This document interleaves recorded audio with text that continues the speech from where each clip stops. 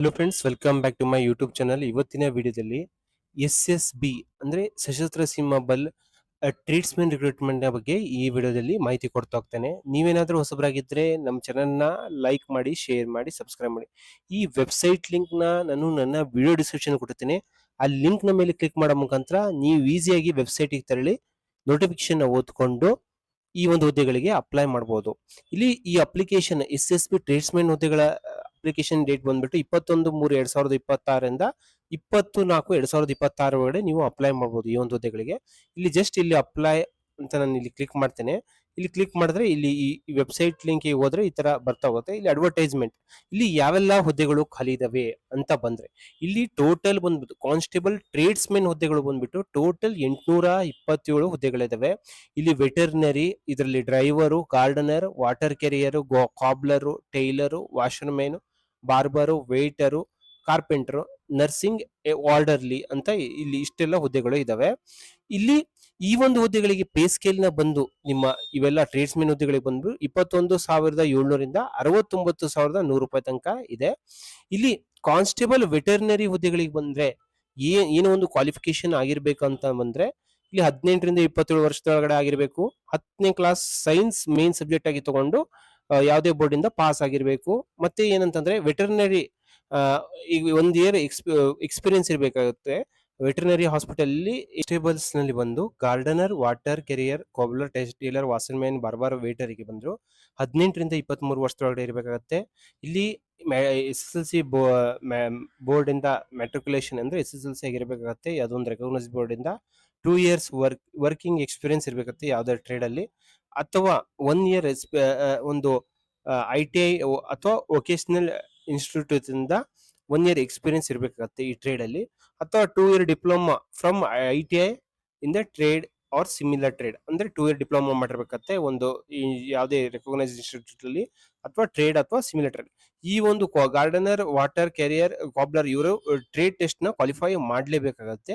ಇಲ್ಲಿ constable carpenter ಬಂದ್ಬಿಟ್ಟು 18ರಿಂದ 25 ವರ್ಷ, SSLC ರೆಕಗ್ನೈಸ್ ಬೋರ್ಡ್ ಇಂದ ಪಾಸ್ ಆಗಿರ್ಬೇಕಾಗತ್ತೆ. 2 ಇಯರ್ಸ್ ಎಕ್ಸ್ಪೀರಿಯನ್ಸ್ ಇರಬೇಕಾಗತ್ತೆ. 1 year certificate course, 1 year certificate ಇರಬೇಕಾಗತ್ತೆ ITI ಇಂದ ಅಥವಾ ವೊಕೇಶನಲ್ ಇನ್ಸ್ಟಿಟ್ಯೂಟ್, ಅಥವಾ 1 ಇಯರ್ ಎಕ್ಸ್ಪೀರಿಯನ್ಸ್ ಇರಬೇಕಾಗತ್ತೆ. 2 ಇಯರ್ಸ್ ಡಿಪ್ಲೊಮಾ ITI ಅಲ್ಲಿ ಆಗಿರ್ಬೇಕಾಗತ್ತೆ, ಅಥವಾ ಸೇಮ್ ಟ್ರೇಡ್ ಅಲ್ಲಿ ಆಗಿರ್ಬೇಕಾಗತ್ತೆ. ಇವರು ಅಷ್ಟೇ ಟ್ರೇಡ್ ಟೆಸ್ಟ್ ನ ಕ್ವಾಲಿಫೈ ಮಾಡಬೇಕಾಗತ್ತೆ.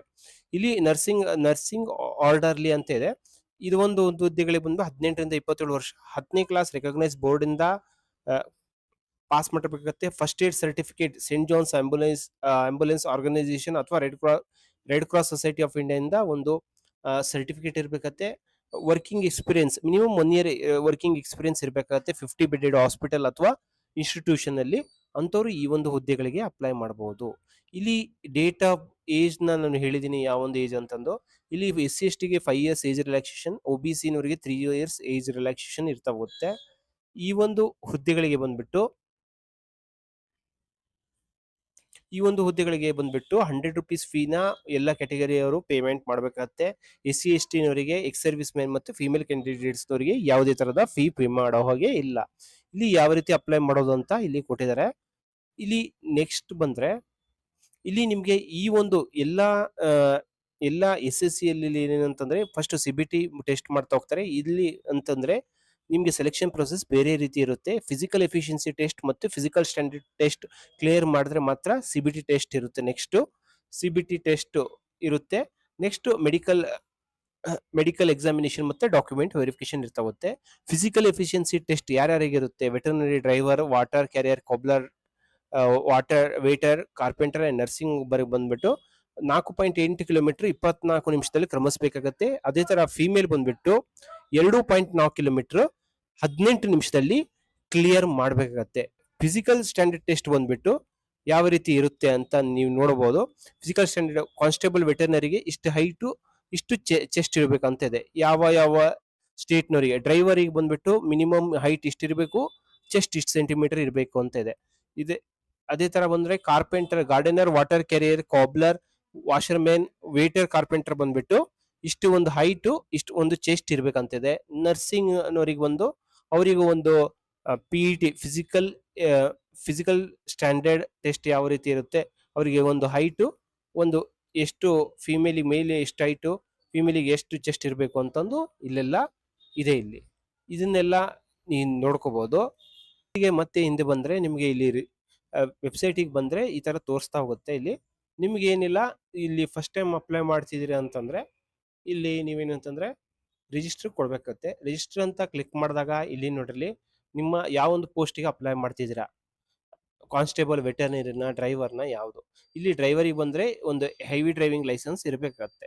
ಫಸ್ಟ್ ನೇಮ್ ತುಂಬಬೇಕಾಗತ್ತೆ, ಮಿಡಲ್ ನೇಮ್ ತುಂಬಬೇಕಾಗತ್ತೆ, ಸರ್ ನೇಮ್ ತುಂಬಬೇಕಾಗತ್ತೆ, ಫಾದರ್ಸ್ ನೇಮು, ಮದರ್ಸ್ ನೇಮ್ ತುಂಬಬೇಕಾಗತ್ತೆ, ಡೇಟ್ ಆಫ್ ಬರ್ತ್ ನ ತುಂಬಬೇಕಾಗತ್ತೆ, ಜೆಂಡರ್ ಯಾವುದು, ಮೇಲ ಫಿಮೇಲ ಅಂತ ತುಂಬಬೇಕಾಗತ್ತೆ, ರಿಲಿಜನ್ ಯಾವುದು ನೀವು ಅದನ್ನ ತುಂಬಬೇಕಾಗತ್ತೆ, ಮ್ಯಾರಿಟಲ್ ಸ್ಟೇಟಸ್ ಯಾವುದು, ಮ್ಯಾರಿಡಾ, ಇಷ್ಟು ರಿಲಿಜನ್ ಯಾವುದು, ಹಿಂದೂ ಮುಸ್ಲಿಂ ಅಂತ ಸೆಲೆಕ್ಟ್ ಮಾಡಾಗುತ್ತೆ. ಮ್ಯಾರಿಟಲ್ ಸ್ಟೇಟಸ್ಸು ಮ್ಯಾರಿಡ್ ಇದ್ರೆ ಮ್ಯಾರಿಡ್, ಅನ್ಮ್ಯಾರಿಡ್ ಇದ್ರೆ ಅನ್ಮ್ಯಾರಿಡ್ ಸೆಲೆಕ್ಟ್ ಮಾಡಾಗುತ್ತೆ. ಕ್ಯಾಟಗರಿ ಯಾವ್ದು ಬರುತ್ತೆ ನಿಮ್ದು, ಒ ಬಿ ಸಿ ಬರುತ್ತಾ, ಎಸ್ ಸಿ ಬರುತ್ತಾ, S T, E W S ಬರುತ್ತಾ ಅಂತಂದು ಇಲ್ಲಿ ಸೆಲೆಕ್ಟ್ ಮಾಡಬೇಕಾಗತ್ತೆ.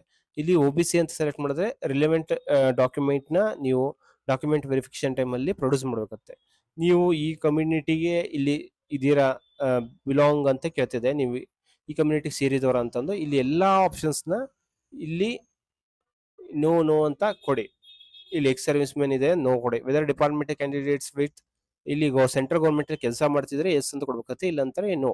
1 year experience in treatment in animals, ಇಲ್ಲಿ ವೆಟರ್ನರಿ ಸೆಲೆಕ್ಟ್ ಮಾಡಿದ್ರೆ 1 year ಎಕ್ಸ್ಪೀರಿಯನ್ಸ್ ಇರಬೇಕಾಗತ್ತೆ, ಇಲ್ಲಾಂದ್ರೆ ಅಪ್ಲೈ ಮಾಡೋದಕ್ಕೆ ಬರೋದಿಲ್ಲ. ಹಾಗಾಗಿ ಎಸ್ ಅಂತ ಕೊಡ್ಬೇಕಾಗತ್ತೆ. ಇಲ್ಲಿ ಐಡೆಂಟಿಟಿ ಕಾರ್ಡ್, ಆಧಾರ್ ಕಾರ್ಡ್ ನ ಸೆಲೆಕ್ಟ್ ಮಾಡಿ, ಇಲ್ಲಿ ಆಧಾರ್ ನಂಬರ್ ನ ಹಾಕಿ, ಐಡೆಂಟಿಫಿಕೇಶನ್ ಮಾರ್ಕ್ಸ್ ಇದ್ರೆ ಹಾಕಿ, ಇಲ್ಲಾಂದ್ರೆ ಇಲ್ಲ, ನಿಲ್ ಅಂತ ಕೊಡಿ. ಮೊಬೈಲ್ ನಂಬರ್ ಹಾಕ್ರಿ, ನಿಮ್ಮ ಇಮೇಲ್ ಐಡಿನ ಹಾಕಿ.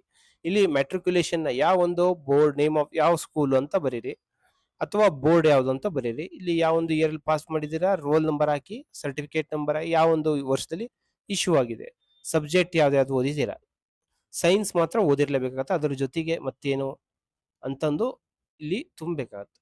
ಇಲ್ಲಿ ಎಷ್ಟು ಮಾರ್ಕ್ಸ್ ಇಂದ ಪಾಸ್ ಆಗಿದ್ದೀರಾ. ಇಲ್ಲಿ 12th ಬೋರ್ಡ್ ಅಲ್ಲಿ ಹಂಗೆ 12th ಬೋರ್ಡ್ ಅಲ್ಲಿ ಇದೇ ತರ ಡೀಟೇಲ್ಸ್ ನ, year of exam, roll number ಏನು, certificate number, date of issued, subject, aggregate ಎಷ್ಟು ಪರ್ಸೆಂಟ್ ಇಂದ ಪಾಸ್ ಆಗಿದೆ, ಇಲ್ಲಿ ನೆಕ್ಸ್ಟ್ ಕೊಡ್ಬೇಕಾಗತ್ತೆ. ಇಲ್ಲಿ ನೆಕ್ಸ್ಟ್ ಕೊಟ್ಟಾಗ ಪರ್ಮನೆಂಟ್ ಅಡ್ರೆಸ್, ಪೋಸ್ಟ್ ಆಫೀಸ್ ಯಾವುದು ನಿಮ್ಮ ಹತ್ತಿರದಲ್ಲಿ ಅದು ಒಂದು, ತಹಶೀಲ್ ಯಾವುದು, ಪೊಲೀಸ್ ಸ್ಟೇಷನ್ ಯಾವುದು, ಸ್ಟೇಟ್ ಕರ್ನಾಟಕ, ಡಿಸ್ಟ್ರಿಕ್ಟ್ ಯಾವುದು, ಪಿನ್ ಕೋಡ್ ಯಾವುದು ಅಂತ ತುಂಬಬೇಕಾಗತ್ತೆ. Permanent address, present address same ಇತ್ತಂದ್ರೆ ಇಲ್ಲಿ ಎಸ್ ಅಂತ ಕೊಟ್ರೆ ಇಲ್ಲೆಲ್ಲ ಆಟೋಮೆಟಿಕ್ ಆಗಿ ತುಂಬ್ಕೊಂತ ಹೋಗುತ್ತೆ.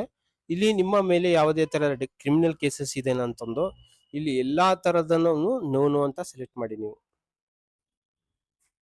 ಇಲ್ಲಿ ಯಾವುದೇ ತರ ಕೇಸ್ ಇದ್ರೆ ಎಸ್ ಅಂತ ಸೆಲೆಕ್ಟ್ ಮಾಡಬೇಕಾಗತ್ತೆ, ಇಲ್ಲಿ ಇಲ್ಲ, ಹಾಗಾಗಿ ಇಲ್ಲಿ ನೋ ಅಂತ ಸೆಲೆಕ್ಟ್. ಒಂದು ಅಲ್ಫಾ ನ್ಯೂಮರಿಕ್ ಪಾಸ್ವರ್ಡ್ ನ ಸೆಟ್ ಮಾಡ್ಬೇಕಾಗತ್ತೆ, ಇಲ್ಲೊಂದ್ಸತಿ ಟೈಪ್ ಮಾಡ್ಬೇಕಾಗತ್ತೆ, ಇಲ್ಲೊಂದ್ಸತಿ ಅಲ್ಫಾ ನ್ಯೂಮರಿಕ್ ಪಾಸ್ವರ್ಡ್ ನ ಟೈಪ್ ಮಾಡಿ, ಇಲ್ಲಿ ಚೆಕ್ ಬಾಕ್ಸ್ ಮೇಲೆ ಟಿಕ್ ಹಾಕಿ ಪ್ರೊಸೀಡ್ ಕೊಡ್ಬೇಕಾಗತ್ತೆ. ಇಲ್ಲಿ ನಿಮ್ಮ ಏನೇನೆಲ್ಲ ತುಂಬಿದಿರ, ಯಾವ ಒಂದು ಪೋಸ್ಟಿಗೆ ಅಪ್ಲೈ ಮಾಡಿದಿರಾ, ನೇಮ್ ಏನು, father's name, mother's name, date of birth ಎಲ್ಲ, ಜೆಂಡರ್ ಏನು, ರಿಲಿಜನ್ ಏನು, ಮ್ಯಾರಿಟಲ್ ಸ್ಟೇಟಸ್ ಏನು, ನ್ಯಾಷನಾಲಿಟಿ ಏನು, ಯಾವ ಒಂದು ಕಮ್ಯುನಿಟಿ ಏನು ಅಂತಂದು ಇಲ್ಲೆಲ್ಲ ನೀವು ಆ card, identity card type, number, identity marks ಎಲ್ಲ ನಿಮ್ಗೆ ಇಲ್ಲಿ ಪ್ರಿವ್ಯೂ ಬರ್ತಾ ಹೋಗುತ್ತೆ. Education qualification details, work experience ಏನಿದೆ ಎಲ್ಲ ತುಂಬಿದ್ದೀರಾ, ಅಡ್ರೆಸ್ ಏನು, ಪರ್ಮನೆಂಟ್ ಅಡ್ರೆಸ್ ಏನು, ಕರೆಸ್ಪಾಂಡೆನ್ಸ್ ಅಡ್ರೆಸ್ ಏನು, ಎಲ್ಲ ಇಲ್ಲಿ ಬರ್ತಾ ಹೋಗುತ್ತೆ. ಇಲ್ಲಿ ಏನಿಲ್ಲ, ಜಸ್ಟ್ ನೀವು ಚೆಕ್ ಬಾಕ್ಸ್ ಮೇಲೆ ಟಿಕ್ ಮಾಡಬೇಕಾಗತ್ತೆ. ಅಥವಾ ನೀವು ಏನಾದ್ರೂ ಅಲ್ಲಿ ಇದ್ದಿದ್ರೆ ಇಲ್ಲಿ ಎಡಿಟ್ ಡೀಟೇಲ್ಸ್ ಅಂತ ಕ್ಲಿಕ್ ಮಾಡಿದ್ರೆ ಮತ್ತೆ ಹಿಂದೆ ಹೋಗಿ ನೀವೆಲ್ಲ ಡೀಟೇಲ್ಸ್ ನ ಎಡಿಟ್ ಮಾಡಬಹುದು. ಎಲ್ಲ ಕರೆಕ್ಟ್ ಆಗಿ ಇದೆ ಅಂತಂದ್ರೆ ಇಲ್ಲಿ ಇದು ಒಂದು ಎಡಿಟ್, ಇಲ್ಲಿ ಚೆಕ್ ಬಾಕ್ಸ್ ಮೇಲೆ ಟಿಕ್ ಮಾಡಿ, ಇಲ್ಲಿ ಕ್ಯಾಪ್ಚಾನ ಹಾಕಿದ್ರೆ ಇಲ್ಲಿ ಸಬ್ಮಿಟ್ ಅಪ್ಲಿಕೇಶನ್ ಅಂತ ಕೊಟ್ರೆ ಇಲ್ಲಿ ನಿಮ್ಗೆ ಏನಂತಂದ್ರೆ ಒಂದು ಪಾಸ್ಪೋರ್ಟ್ ಸೈಜ್ ಫೋಟೋ ಮತ್ತು ಸಿಗ್ನೇಚರ್ ನ ಅಪ್ಲೋಡ್ ಮಾಡ್ಬೇಕತ್ತೆ. ಪಾಸ್ಪೋರ್ಟ್ ಸೈಜ್ ಫೋಟೋನು ಮತ್ತೆ ಸಿಗ್ನೇಚರ್ ನ ಅಪ್ಲೋಡ್ ಮಾಡಿದ ತಕ್ಷಣ ಒಂದು ಪೇಮೆಂಟ್ ಮಾಡೋ 100 rupees ಪೇಮೆಂಟ್ ಮಾಡೋ ಆಪ್ಷನ್ ಬರುತ್ತೆ. ಪೇಮೆಂಟ್ ಮಾಡಿದ್ರೆ ಇಲ್ಲಿ ಏನಂತಂದ್ರೆ ಈ SSB ಕಾನ್ಸ್ಟೇಬಲ್ ಟ್ರೀಟ್ಮೆಂಟ್ ಹುದ್ದೆಗಳಿಗೆ ಆನ್ಲೈನ್ ಅರ್ಜಿ ಸಲ್ಲಿಸುವ ಪ್ರೊಸೆಸ್ ಕಂಪ್ಲೀಟ್ ಆಗ್ತಾ ಹೋಗುತ್ತೆ.